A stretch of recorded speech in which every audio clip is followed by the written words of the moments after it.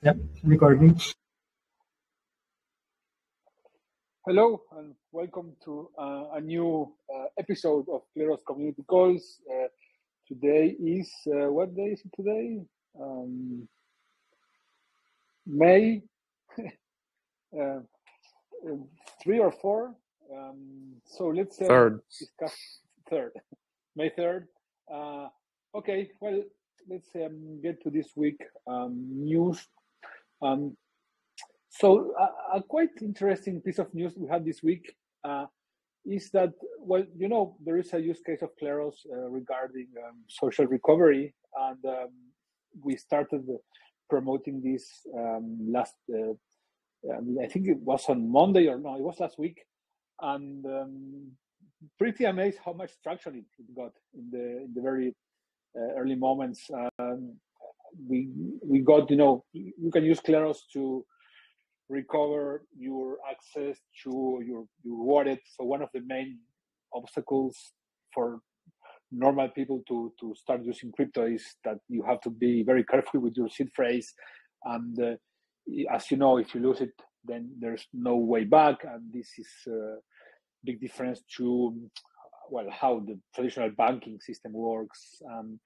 So, of course, you have the option of going and keeping to your crypto in an exchange, and this works like a bank. But wait, what are the problems if the exchange goes bust?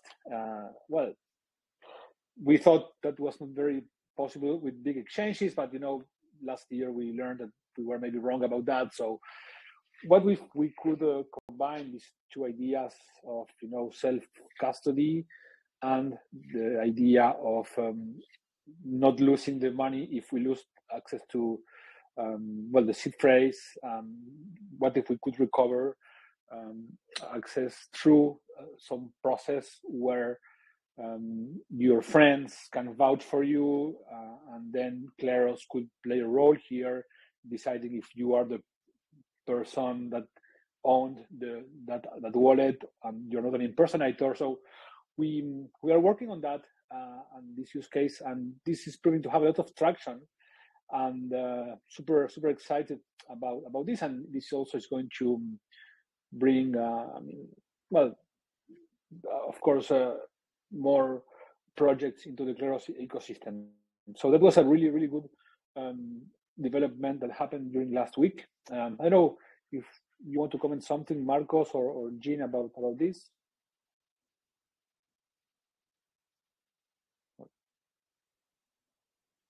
Otherwise, I can just continue then. We are going to publish, or I think it's already published,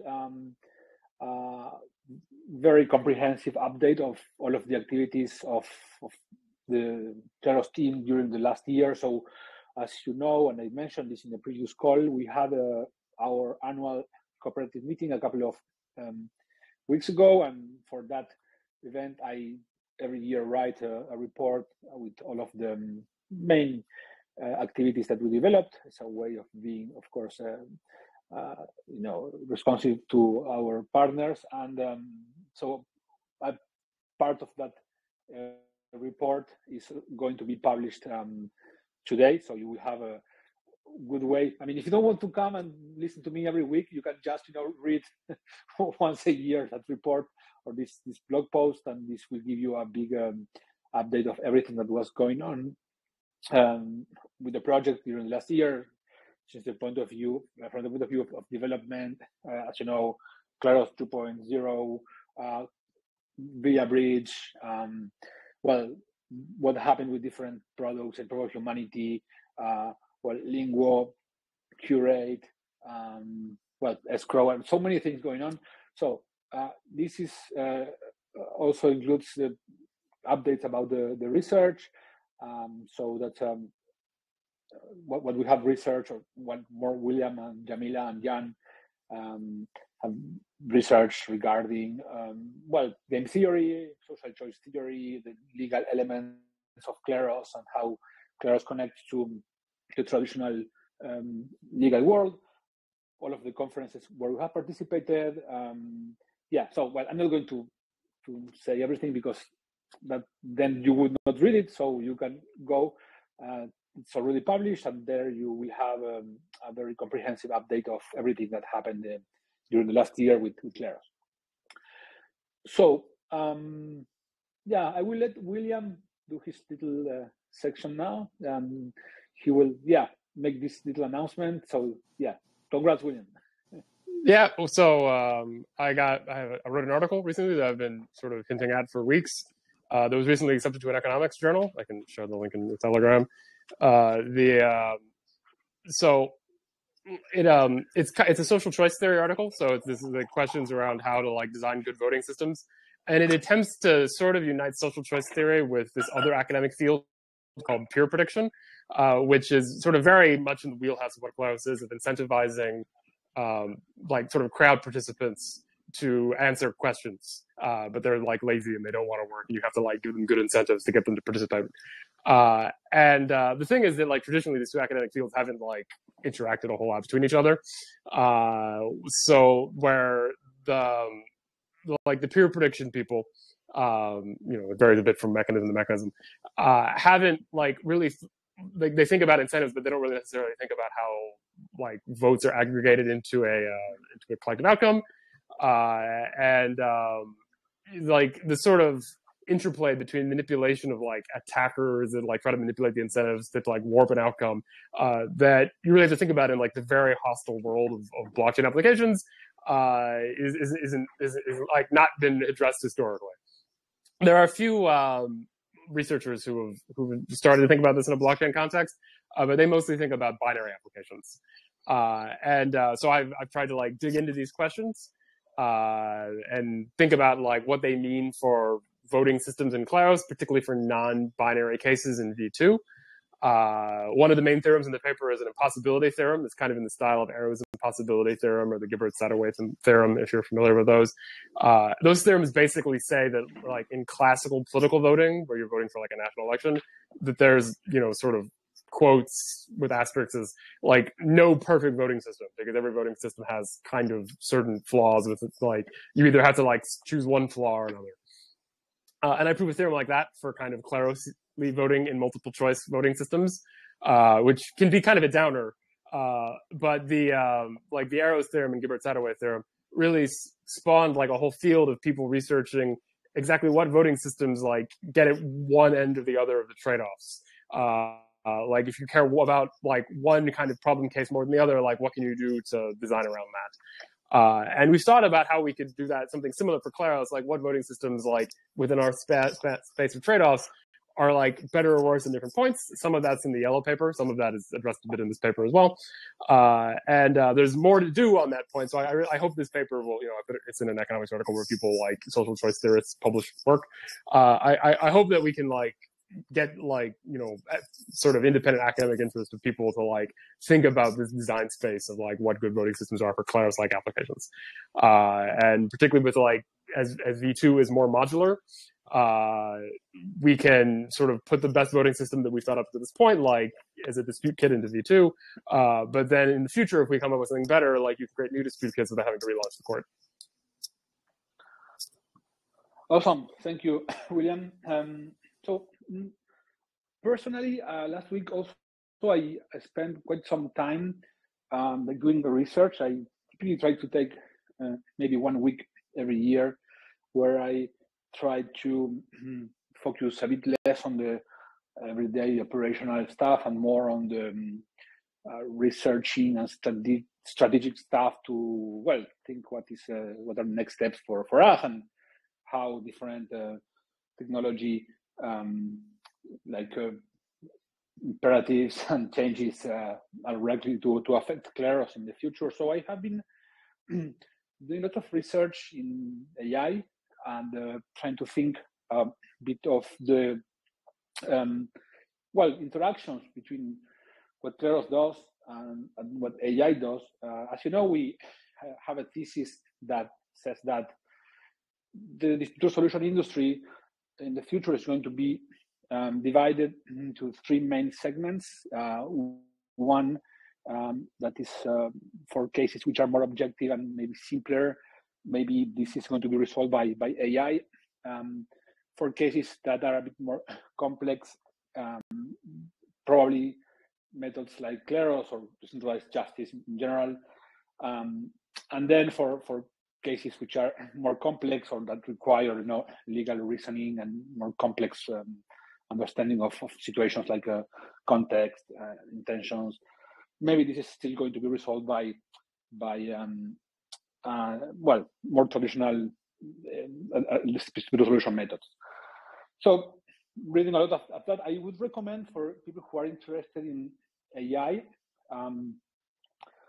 There is this book by Stephen Wolfram that I think it's called like How ChatGPT Works, something like that.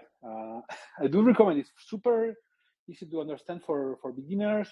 It's very clear. It's very well explained. So of course, I'm not a AI expert. I read quite some things before, but I'm not I wouldn't say an AI specialist. So for people who want to have a general introduction to how it works, I really recommend that.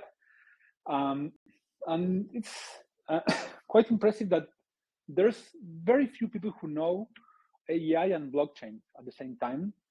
And I think that understanding better how these interactions will work in the future is going to give lots of answers to a lot of questions. I'm still thinking about that. I had this discussion with Thibaut Schreppel, who is an expert in computational antitrust from Stanford. If you want to see this episode of the podcast, I discussed with him. We are building Web3. So what will Web4 look like? I asked him that, and he was like, well, maybe Web4 is going to be, the combination between, AI and blockchain. So I don't know.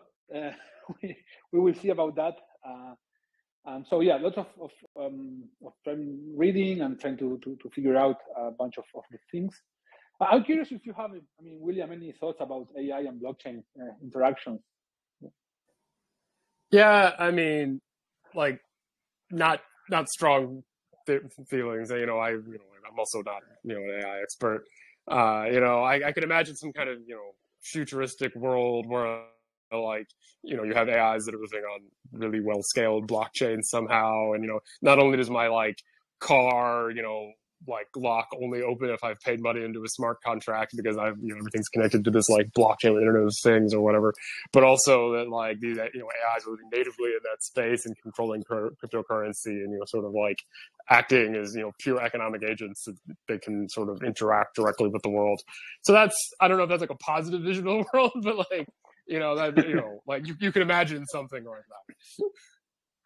And also, connected to my research on AI also, I've been reading a lot of also behavioral economics, behavioral game theory, which is something that is quite fascinating to me lately. And this is very much connected to Kleros because of how people perceive these different, procedures for dispute resolution. Well, can make those procedures more or less legitimate in the eyes of people. And this, of course, has a direct impact in adoption. And it kind of seems to be more clear than all of the, rationality assumptions done by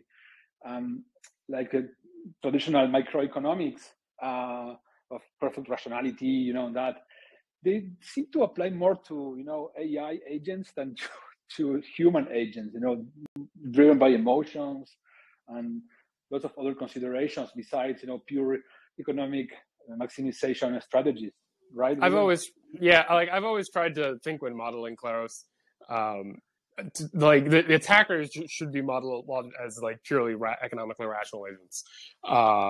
Someone with a budget to do real harm can wait over a long term, and their gains can average out. And you really have to be defended against someone who's purely rational. But in terms of how you incentivize the sort of honest users, that's not necessarily the purely rational calculation. Yeah, there you go.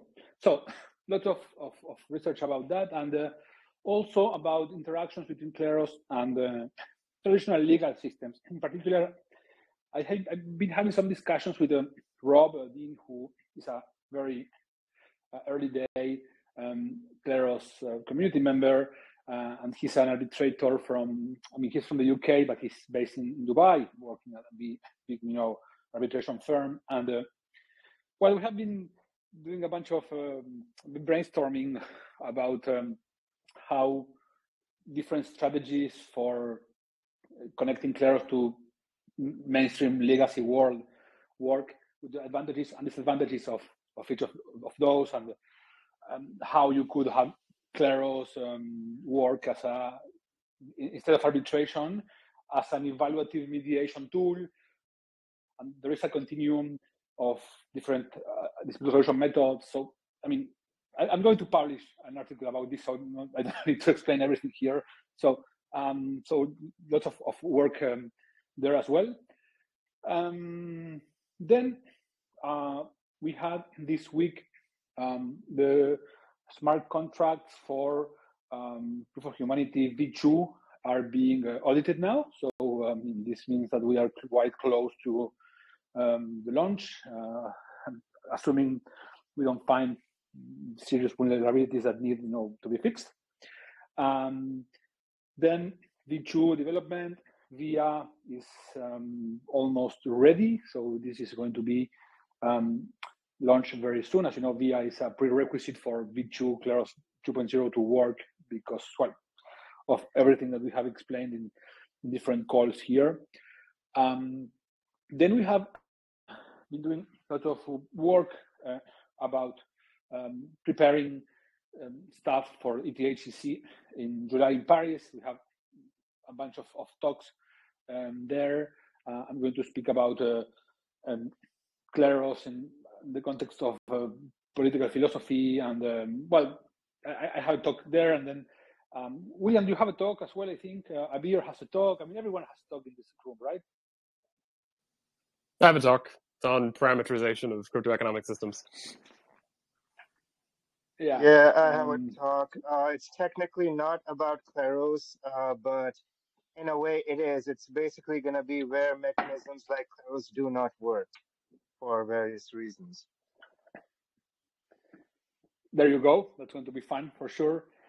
And then, then we are going to do some side event there.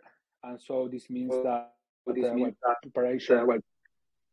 Oh, go ahead.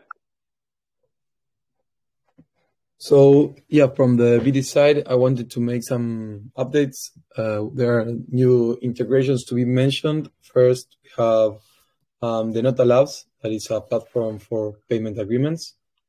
And then we have Polygon ID, where the integration is almost complete, and we will be communicating it in Twitter in the next weeks. It's an integration with Proof of Humanity for digital identity. And finally, we are in the works of a new integration with a prediction market from Argentina. They asked us to give them some feedback in the last week. So maybe we're going to come with a new integration with this prediction market. They want to decentralize their information with reality.f.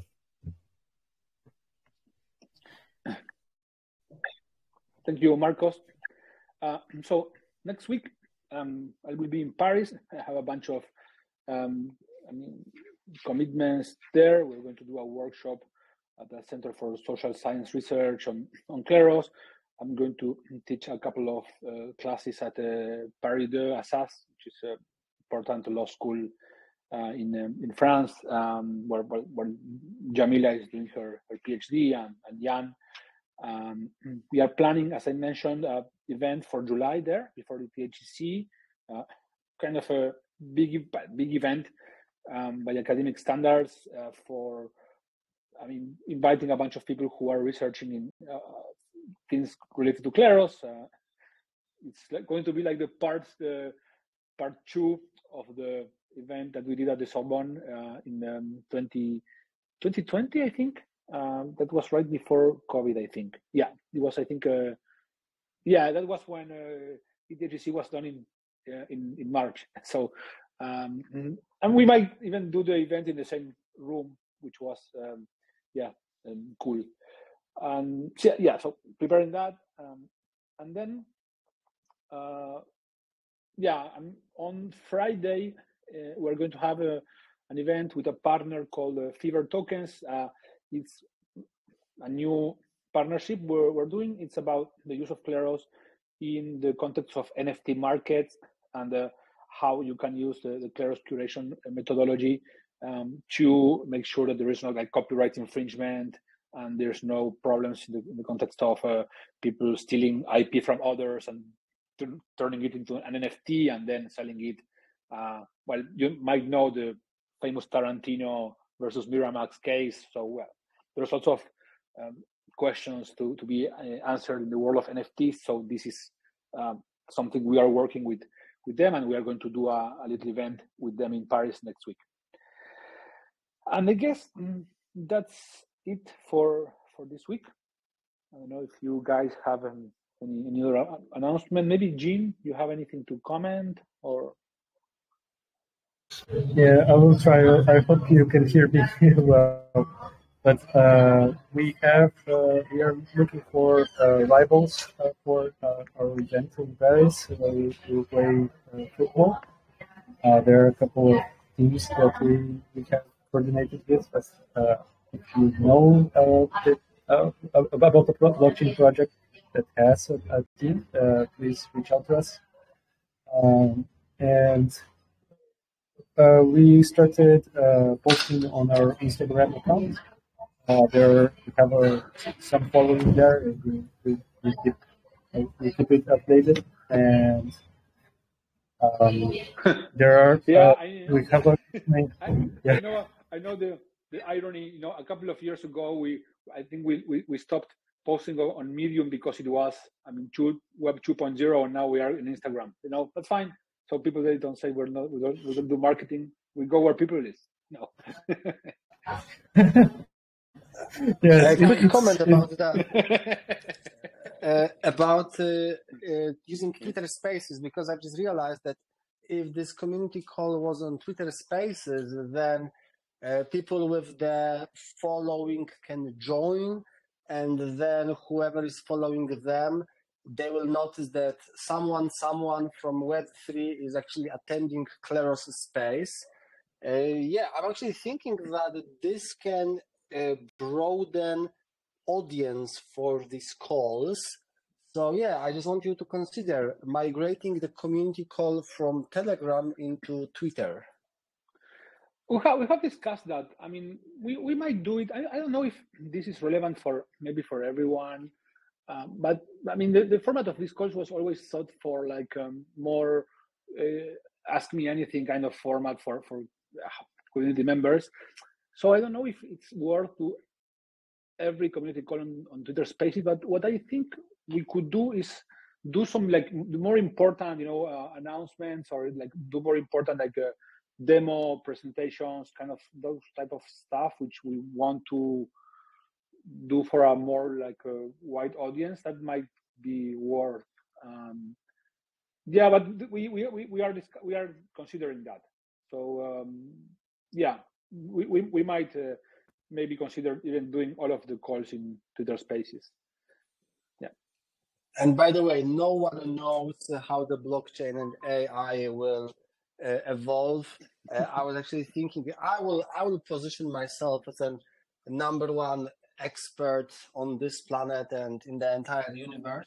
But the reality is that past 12 months in the AI, starting from the DALI image generation, the past 12 months was just completely mind-blowing. And if anyone claims to know where is it going, they are just pretending. It's such a rapidly developing space, and I'm just so privileged to be alive when this is the fastest transformation in the history of humanity. I'm just still overwhelmed and trying to figure out what's coming next. I guess that's why I was very careful to say I just was studying AI, right? And try to figure out what were the connections to blockchain. I mean, I don't want to, anyone to think I'm an expert, because I'm not, just learning. But I mean, I think that there is this convergence of these technologies that have been maturing for some time now, coming from different paths and now converging, which is, I guess, it's blockchain, it's AI, and also there is going to be a very important other technology that is going to be probably VR. So imagine, the conversions of these three technologies. You end up having, this metaverse where you have half of the agents are bots, and then you don't know who is a bot, and then you have everything is very immersive, and that's how we get into Ready Player One kind of world. So, is that a good thing? I will let you judge on that. Probably. We live in the simulation anyway. So is this a base reality? Maybe there were previous civilizations before us. You look at the pyramids in Egypt, and we still do not know how they were built for real. There's this theory of slaves, but come on, it is such a masterpiece with so many mysteries. So who knows? Maybe we are just yet another iteration of humanity. At some point, we wiped out civilization and started again. Who knows? That is a wild theory. But yeah, the Elon Musk on stage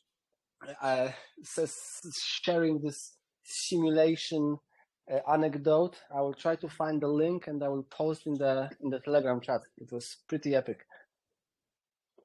The simulation story, that's really old theory. It comes to, there was this guy, Berkeley, that I think in the 13th century, he was the solipsism guy, and so we have been kind of discussing this in one way or the other since at least the Middle Ages. And you could also argue that Plato's allegory of the cavern is kind of do we live in a world of simulations or not? So who knows? Maybe just another iteration. And I guess that's a great tone to end this community call. I don't know if you guys have any question to ask.